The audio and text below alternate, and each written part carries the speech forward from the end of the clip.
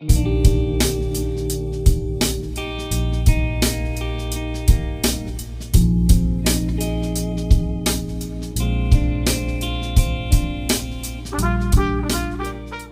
little bit about me and InnerSpace. I'm the CEO and founder of InnerSpace. We have a booth out there.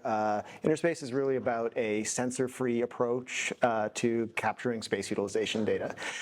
The topic of this session today is really, what is driving a meaningful occupant experience in today's day and age?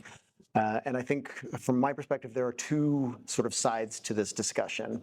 The first part is, well, how do we figure out what are all the drivers that are driving the occupant experience?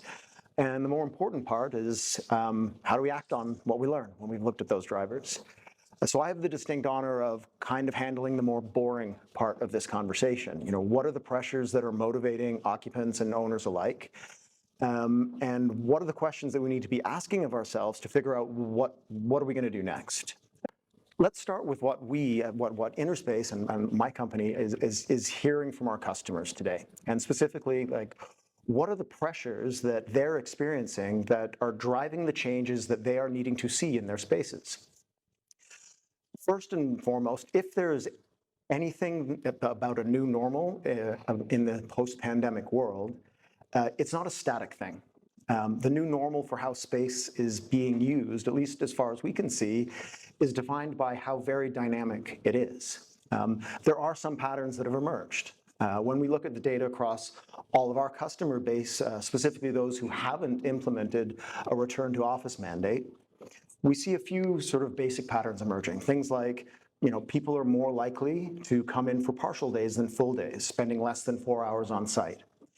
For those that do come in for full days, we're seeing 2 days a week frequency emerging as the most common pattern, but it's not like a clear leader.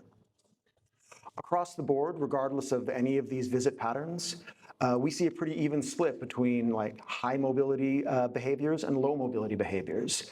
What this means is that we have sort of an equal group of people some of whom are coming in so that they can sit and escape the noise and distraction of the home office and do heads down focused work. And others are coming in to interact and collaborate with their colleagues. But none of these are really runaway patterns that you'd want to go and bet your life on. And all of these are specific to companies who have not implemented an RTO mandate. Those that have implemented an RTO mandate have met very limited success, really. Surprisingly, it turns out that if you are forcing free-willed and highly skilled employees to do something they don't want to do, it doesn't turn out to be a particularly viable long-term plan. And what has happened is that those kinds of efforts have resulted in churn and kind of a backlash and a reverse of course, wherein there's now this very concerted effort to try and compete to recruit and retain top talent. And a significant part of this concerted effort is focused on the in-office experience, making the office a place where employees want to come and be frequently. But as we were just discussing, discerning the patterns of behavior in order to predict what's going to bring somebody in and make them keep coming back has been really challenging. At the same time, concerns around cost and more specifically value of a real estate footprint haven't gone away.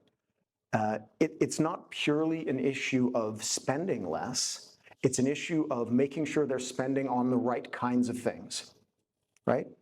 And ultimately, the data that is most commonly available to people today, which is floor and building level occupancy and people counting metrics, is proving out to be insufficient to kind of really drive the meaningful decision making and finding the answers that people need in order to drive those decisions.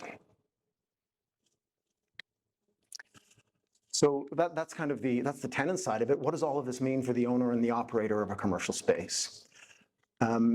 First and foremost, it means that property values are kind of in a state of flux, right? As the value of property is no longer as closely tied to the more traditional metrics of square footage and location as it used to be. So what used to be in the pre-pandemic days a Class A building purely because it was near the downtown core and had easy access to transit and had great square footage, those buildings are kind of shifting to more Class B style buildings. And conversely, what used to be in the pre-pandemic days a Class B building because it was a little out of the way but offered great parking and maybe a grocery store and a dentist in the building, they're now shifting to these Class A buildings as the need to provide this reason to be in the office has shifted to providing amenities and conveniences for the tenants and their teams. So as a result of this, lenders are applying pressure, right? Because buildings are no longer, the value of the building is no longer covering the loan that was issued in order to buy them. So landlords are looking for ways to increase the value of their properties and attract tenants. And they're largely struggling to get the data, the reliable data that they need to make the decisions that are going to inform how they go about doing this. All the while, technology keeps marching forward, as it always does. So we're hearing this ongoing concern from owners and operators that they don't feel prepared for the next tool that's going to enable an even further shift towards more remote work. So the common thread between these two sort of sides of the coin is access to and availability of the right kind of data to inform very similar decision-making on both sides, the owner side and the tenant side. The standard bearer KPI, the occupancy that we've talked about for years, whether it's sourced from access control systems or web conferencing equipment or bespoke occupancy sensors, it isn't proving to be sufficiently informative. In the old days, knowing that you were approaching max sustainable average occupancy meant you could do something about it. It meant you could go out and source more space or figure out how you're going to shift some allocation of resources to try and accommodate more people. But today, the problem is different, and you need more granular behavior, more insight on more granular behavior in order to get the scoop on what people are actually doing, what brought them in, what's engaging them in the office. You need to be able to measure things like pathways. How do people move through a space? Because this can reveal value in what would otherwise would seem to be underutilized spaces. You need to be able to measure things like frequency of use, right? Think about how your decision-making would change if you knew that a conference room, as an example, was being used every day by the same 10 people versus a different set of 10 people randomly using it every day. And more generally, you need to be able to understand things like cohorts and subpopulations within the traffic that you're measuring. Understanding who is using what means you can tailor the occupant experience at a more granular level, rather than designing it for this average occupant that may or may not actually exist. So what's next? Unfortunately, this climate of change, I don't think is going anywhere anytime soon. Owners are going to need to embrace technology that helps them capture this actionable and always-on data about how their buildings are being used so that they can be strategic about how they maximize tenancy and maximize rent per square foot.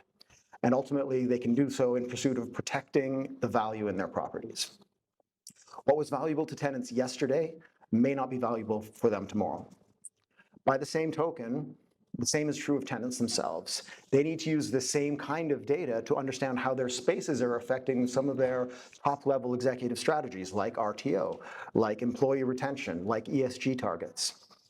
And what attracted an employee into the office yesterday may or may not be true for them tomorrow.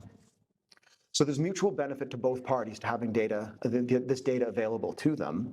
What remains to be resolved is really understanding the logistics of implementing a solution that can provide contextually relevant data at a full footprint scope that accrues to mutual benefit to each party. There are a lot of sort of technical problems to solve there. There are some privacy issues to solve there. And I think probably most importantly, there's some business model implications that need to be resolved. And we're actively working with folks today to try and sort some of that out. But in the end, all of this data that I'm talking about, it's just a means to an end. The real value for both tenants and owners lay in actually doing something with that data. Implementing the changes that are going to drive a meaningful occupant experience when people come in.